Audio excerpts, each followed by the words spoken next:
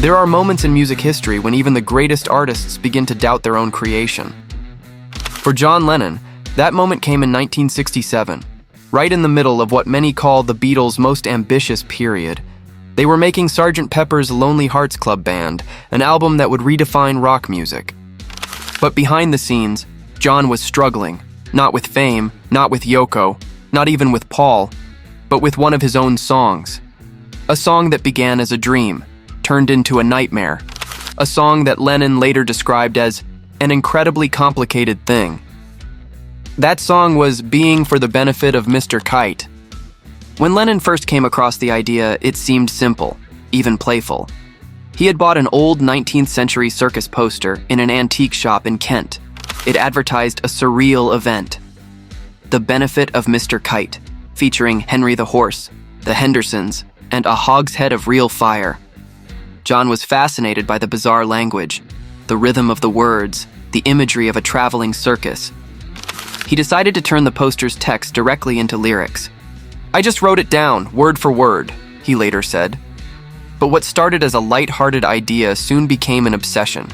He wanted the song to sound exactly like a Victorian circus, chaotic, magical, and slightly unsettling. And that's where the trouble began. In the studio, Lennon became fixated on the soundscape. He told producer George Martin and engineer Jeff Emmerich that he wanted to feel like being in the middle of a fairground.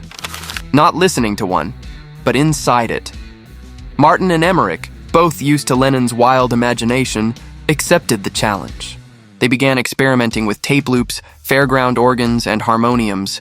They chopped up recordings of calliopes and steam organs, then threw the pieces into the air, literally, to create random, swirling chaos. The result was brilliant, but maddening.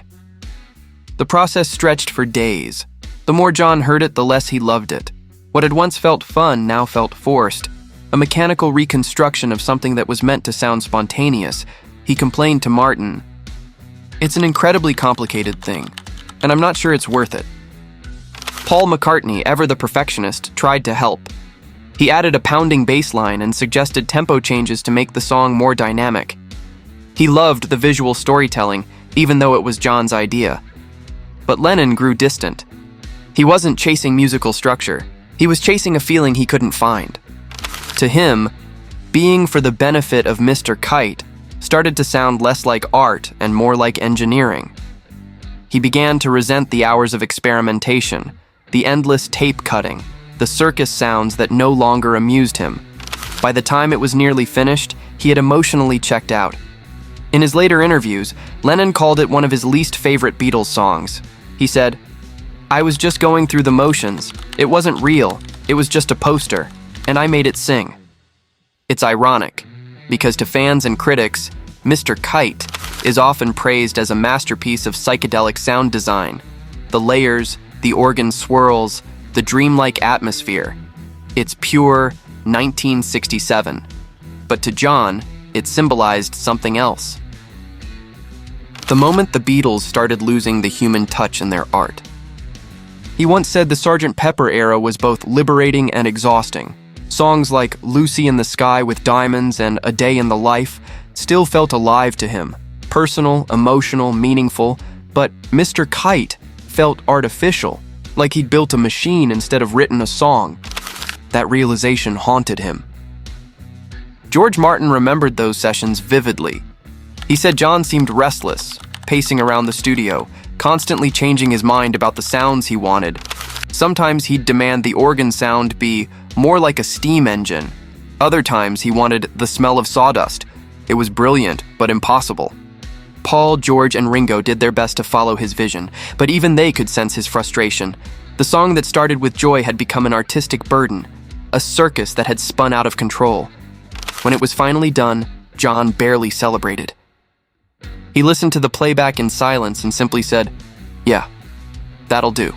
Years later, when Lennon was asked about the Sgt. Pepper album, he gave mixed answers, sometimes praising it as a breakthrough, sometimes dismissing it as Paul's concept record.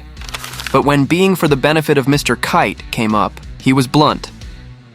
"I had enough of that kind of nonsense. I liked the sounds, but I hated the song." To him, it wasn't about whether it was good or bad. It was about authenticity. something he craved more than perfection. He wanted songs that came from the heart, not from a poster.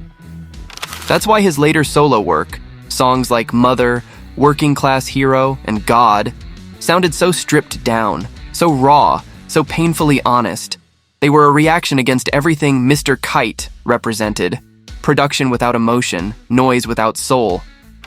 And yet the irony remains, the very thing John came to hate about Mr. Kite is what made it timeless. Its complexity, its absurdity, its swirling madness.